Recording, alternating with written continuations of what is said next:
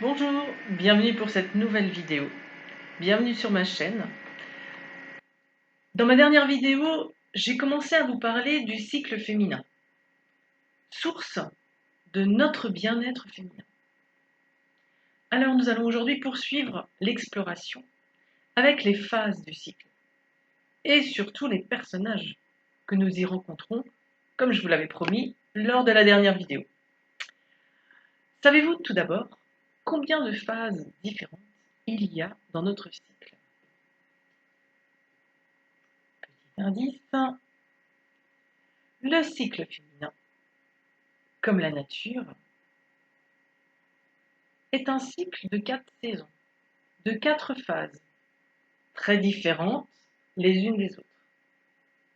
Comparez l'hiver et l'été, nous ne faisons pas la même chose et notre état émotionnel et psychologique n'est pas du tout le même.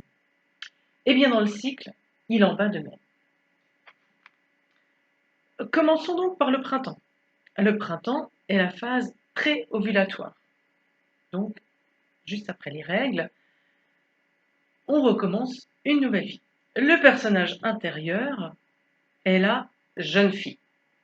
Une énergie débordante nous habite, des projets plein la tête, de l'inspiration à revendre, un sentiment de liberté, de légèreté.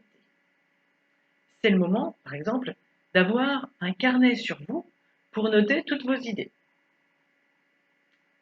L'été. L'été correspond à la phase ovulatoire. Le personnage intérieur est la mère, la bonne mère. C'est le moment où le corps est en pleine ouverture pour l'accueil des autres. Donc, la bonne mère écoute les autres, rend service, accueille chacun. Elle prend sur elle.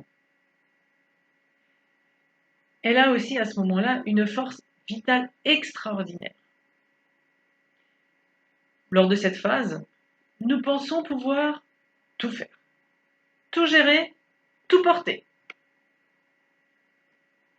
L'automne. L'automne correspond à la phase prémenstruelle et le personnage est l'enchanteresse. L'énergie présente n'est plus régulière du tout. Ce sont des bourrasques qui nous traversent.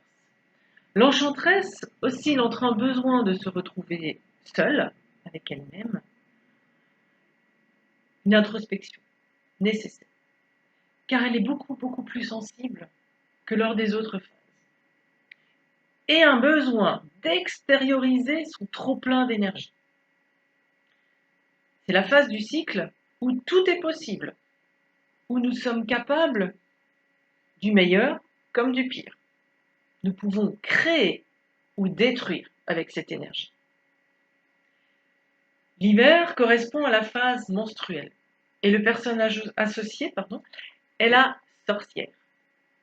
L'énergie a quitté le corps. C'est une phase de deuil et de nettoyage. La sorcière est en lien avec la terre, avec le monde des rêves. C'est le moment de se reposer et de se ressourcer. L'évocation de ces personnages, que sont la jeune fille, la mère, l'enchanteresse et la sorcière. Vous avez pu ressentir à l'évocation de chacune ce que vous inspirait le personnage. Quel lien vous aviez avec ce personnage et cette phase du cycle. Traditionnellement, c'est la mère qui est mise en avant par la société, par la religion, par les autres et par nous. Malheureusement pour nous, c'est le personnage qui est essentiellement centré sur les autres. C'est celui qui ne s'écoute pas. C'est celui qui nous pousse et nous mène tout droit vers le mal-être, vers la fatigue, vers l'épuisement, voire le burn-out. Seul l'équilibre et l'acceptation de tous les autres personnages permet de vivre harmonieusement sa vie en se respectant. Je vous redonne cette phrase. celle qui m'a fait tant de bien. Elle est tirée du livre Lune rouge de Miranda Gray. Tu es une femme, tu es forte parce que tu n'es pas constante, parce que le rythme du changement est le rythme de l'univers.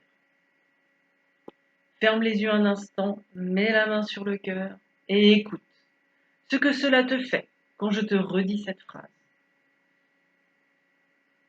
Tu es une femme. Tu es forte parce que tu n'es pas constante, parce que le rythme du changement est le rythme de l'univers. Je souhaite que toutes les femmes puissent vivre harmonieusement avec leur féminin. Que vous osiez, mesdames, être une femme. Que vous osiez être fière d'être une femme. Que vous osiez être fière d'être cyclique. C'est pourquoi je propose, à partir de septembre, des sessions de reconnexion à votre super pouvoir féminin en ligne. Vous trouverez les infos sur mon site sophroagathe.fr, sur Facebook, Instagram, sophroagathe, toujours. Voilà. Cette reconnexion, pour moi, fait partie de préalable à tout autre travail de bien-être. C'est de la prévention de tout burn-out féminin, maternel, familial qui pourrait toucher les femmes. Prenons soin de nous, chères femmes. La vie a tout prévu. Suivons le rythme de la vie, suivons le rythme des saisons, de nos saisons, et nos vies seront simplifiées. Si vous n'êtes pas encore abonné, abonnez-vous, partagez, likez et aidez-moi à œuvrer pour le bien-être des femmes au quotidien. À tout bientôt pour un autre sujet en lien avec le cycle féminin. Bye bye!